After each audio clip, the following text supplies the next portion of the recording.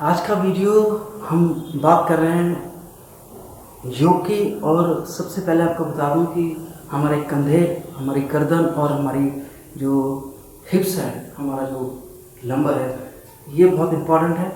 As के बाद धीरे धीरे क्या होता है कि आपकी गर्दन छोटी होने लगती है, कंधों पर फैट जमने लगता है, जिससे सारा लोड हमारा स्पाइनल पे आ जाता है।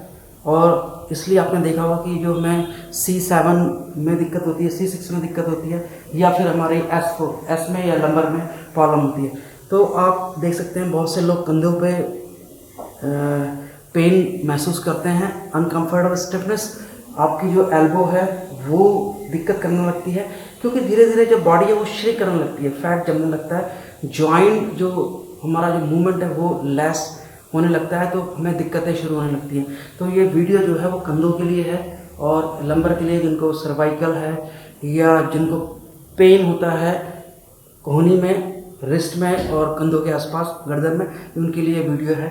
तो आपने करना क्या है कि कंधों की एक्सरसाइज करें।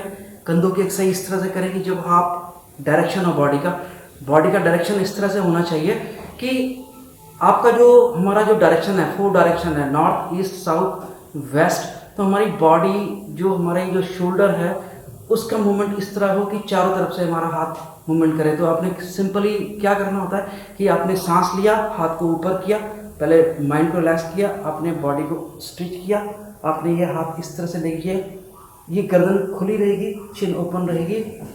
अगर आपको दिक्कत होती है तो अपनी माउथ को बंद करके अपनी सांस को इनहेल एक्सहेल लंबी ब्रीथ कर दें, खींचें सांस को, और ये हाथ आपका इस तरह से पीछे भी चला जाता है। अगर आप देखें इस तरह से, और ये हाथ इस तरह से ऊपर जाएगा, और आप ये वाला हाथ आगे की तरफ भी ऐसे भी कर सकते हैं। ये पूरा जो सॉकेट है, ये पूरा हाथ, ये पूरा 4 आर्म जो है, ये पूरा रोटेट करना चाहिए।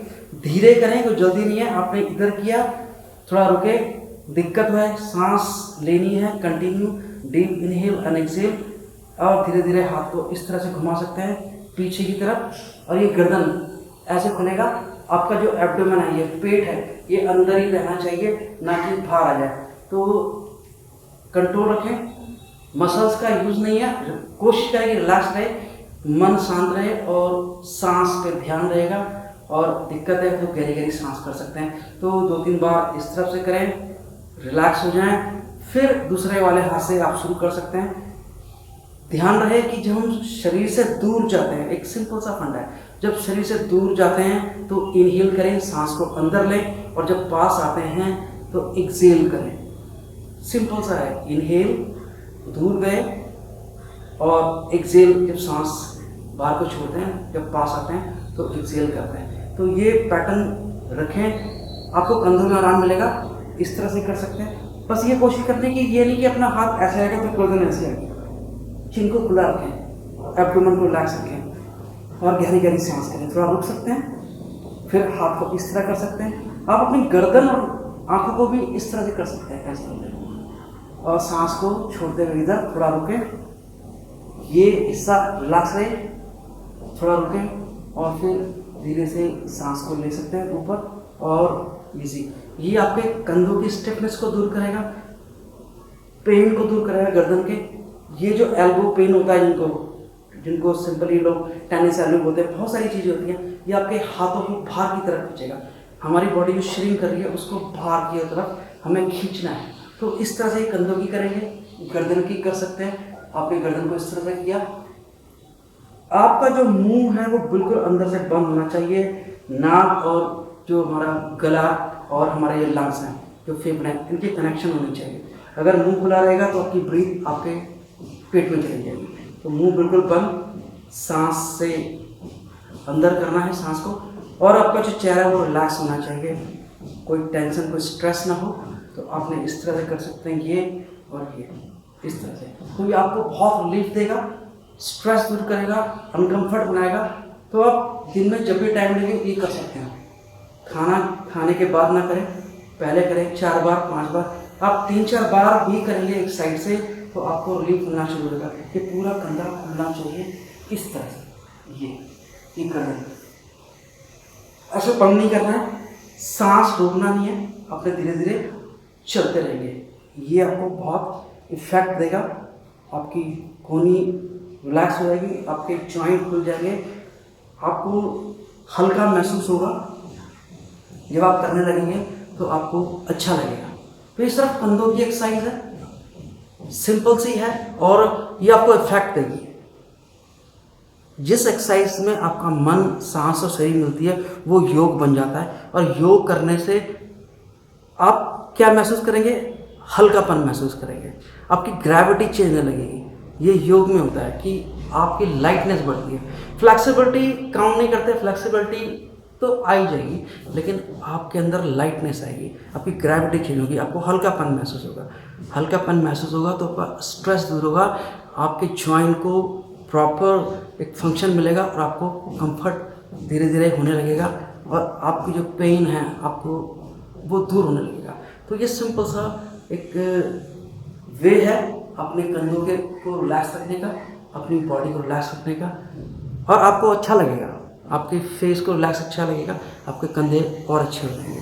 तो धीरे धीरे आप जब करेंगे तो आपको महसूस होने लगेगा। इसमें आपको दूसरी एक्सरसाइज बताता हूँ मैं आपको, तो बोलते हैं ट्रायंगल पोज, त्रिकोणासन।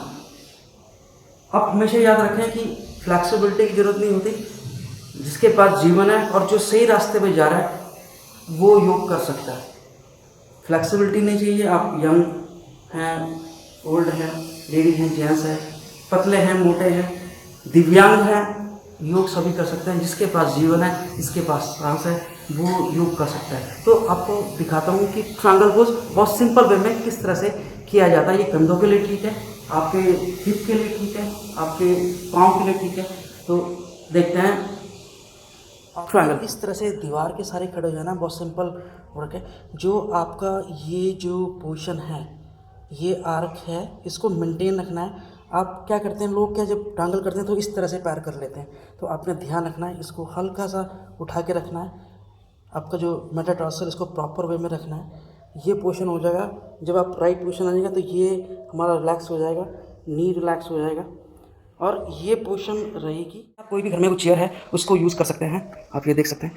तो हमें करना क्या, मैं आपको एक्शन दिखाऊंगा कि हमारा पोस्चर किस तरह बनता है एक सपोर्ट के साथ, जो हमें कंफर्ट करता है, हमारे कंधों के लिए सही है ट्रायंगल पोज, और हमारे जो हिप्स है उसके लिए सही है। तो देखते हैं इसको हम किस तरह से यूज़ करते हैं। तो हमने क्या किया, मैंने आपको दिखाया, हमने ये चेयर को इस तरह रखा, पाँव को अच्छे पोजीशन में रखा, हाथ को इस तरह फैला सकते हैं। हमने क्या किया, इस चेयर पे हाथ इस तरह रखा और इस तरह से हमने बॉडी को बना लिया। अपने पाँव को रिलैक्स रखेंगे, दोनों पाँव को आर्क को मेंटेन रखेंगे, जो गैप होता है पाँव में उसको मेंटेन रखेंगे। आपकी चिन खुली होनी चाहिए, गला रिलैक्स होना चाहिए, आपका एब्डोमेन अंदर की तरफ होना चाहिए। आप इस तरह से हाथ को रख सकते हैं, हाथ को ऊपर रख सकते हैं, हाथ को पीछे घुमा सकते हैं, गर्दन को एडजस्ट कर सकते हैं। और सांस लेने में दिक्कत है तो गहरी गहरी सांस ले सकते हैं, वो भी नाक से। अगर आपके पास चेयर नहीं तो आप हाथ को इस तरह से रख सकते हैं, कभी इस तरह से और कभी इस तरह से। तो ये पोजीशन रहेगी। आपने हिप को अंदर की ओर रखना है, ना कि आपका हिप बाहर चला जाए, इस तरह से नहीं चलेगा। लॉक रखें, हाफ करें कोई बात नहीं, अगर सपोर्ट है आप सोफा के आसपास कर सकते हैं, आपको पाँव को सपोर्ट मिलेगा, आपकी पोस्चर ठीक हो जाएगी, आपको कंधों को रिलैक्स मिलेगा और आपको जो आपकी स्टैंडिंग पोजीशन है वो भी ठीक हो जाएगी और आपका स्ट्रेस दूर होगा। कंधों के आसपास का जो पेन है वो दूर होगा, आपके हिप के आसपास का पेन दूर होगा।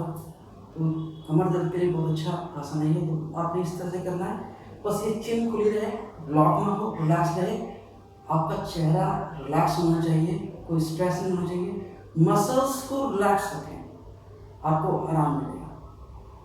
तो ये पोजीशन रहेगी, आप थोड़ी देर करें, उसके बाद आप पोजीशन को चेंज भी। योग करने के लिए आपको मसल्स पावर नहीं चाहिए, आपका मन शांत होना चाहिए, शरीर शांत होना चाहिए।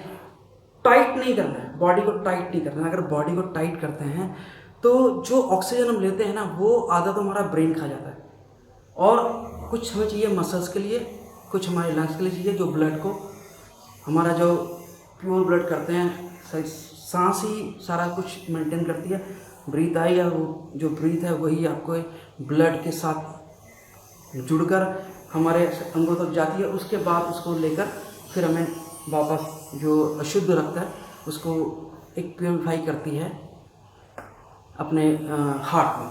तो लंग्स मेंटेन है, लंग्स और हार्ट मिले हुए रहते हैं हमारे। लंग्स और हार्ट एक साथ काम करते हैं, पूरी बॉडी काम करती है as a brother and sister. तो वो अगली बार जो हमारा नेक्स्ट वीडियो होगा उसमें हम बात करेंगे इस चीज़ के लिए।